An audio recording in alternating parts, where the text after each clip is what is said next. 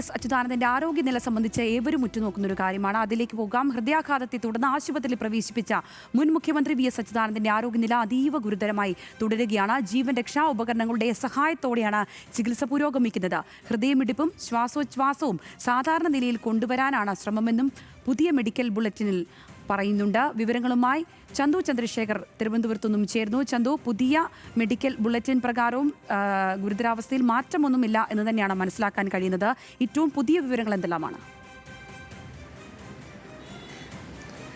സംഗീത, അങ്ങനെ തന്നെയാണ്. കഴിഞ്ഞ ദിവസം ഉണ്ടായിരുന്നതിന് സമാനമായ ആരോഗ്യ സ്ഥിതി തന്നെയാണ് ഇപ്പോഴും അദ്ദേഹത്തിന് ഉള്ളതെന്നാണ് ഏറ്റവും അവസാനം പുറത്തിറങ്ങിയ മെഡിക്കൽ ബുള്ളറ്റിനിലും വ്യക്തമാക്കുന്നത്. ഇന്ന് വിദഗ്ധ ഡോക്ടർമാരുടെ ഒരു മെഡിക്കൽ ബോർഡ് യോഗം ചേർന്നിരുന്നു.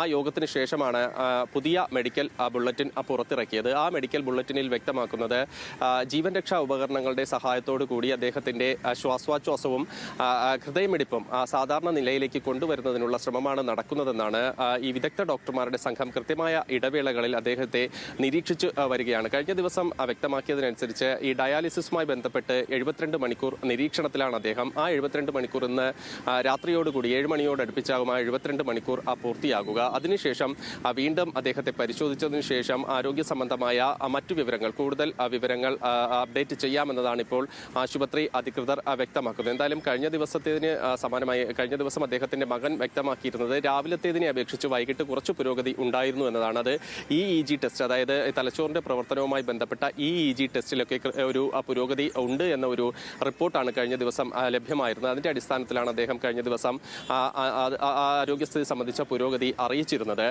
ഇന്ന് മെഡിക്കൽ ബോർഡ് യോഗം ചേർന്നതിന് ശേഷം കൃത്യമായ ഒരു നിരീക്ഷണം നടത്തി കൂടുതൽ കാര്യങ്ങൾ വ്യക്തമാക്കാമെന്നതായിരുന്നു മകൻ അരുൺകുമാർ ഇന്നലെ അറിയിച്ചിരുന്നത്. പക്ഷേ ഇന്നത്തെ മെഡിക്കൽ ബോർഡ് യോഗത്തിന് ശേഷം പുറത്തുവന്ന മെഡിക്കൽ ബുള്ളറ്റിനിലും അദ്ദേഹത്തിന്റെ ആരോഗ്യനിലയിൽ കാര്യമായ മാറ്റങ്ങൾ ഇല്ല എന്ന് തന്നെയാണ് വ്യക്തമാക്കുന്നത്. അതായത് ജീവൻ രക്ഷാ ഉപകരണങ്ങളുടെ സഹായത്തോടു കൂടിയാണ് അദ്ദേഹത്തിന്റെ ചികിത്സ ഇപ്പോഴും പട്ടം SUT ആശുപത്രിയിൽ പുരോഗമിക്കുന്നത്. ഈ മരുന്നുമായുള്ള പ്രതികരണവും മറ്റു കാര്യങ്ങളും ഒക്കെ ഡോക്ടർമാരുടെ വിദഗ്ധ സംഘം കൃത്യമായി നിരീക്ഷിച്ച് വരികയുമാണ്. എന്തായാലും അദ്ദേഹത്തെ സന്ദർശിക്കുന്നതിനു വേണ്ടി ഇന്ന് AICC general secretary KC Venugopal, കൂടാതെ CPM നേതാക്കളായ G സുധാകരൻ ഉൾപ്പെടെയുള്ള ആൾക്കാർ ആശുപത്രിയിലെത്തി. തിരുവനന്തപുരത്തു നിന്നും ചന്തു ചന്ദ്രശേഖരാണ് ഏറ്റവും പുതിയ അപ്ഡേഷൻ പ്രേക്ഷകരിലേക്ക് എത്തിച്ചത്.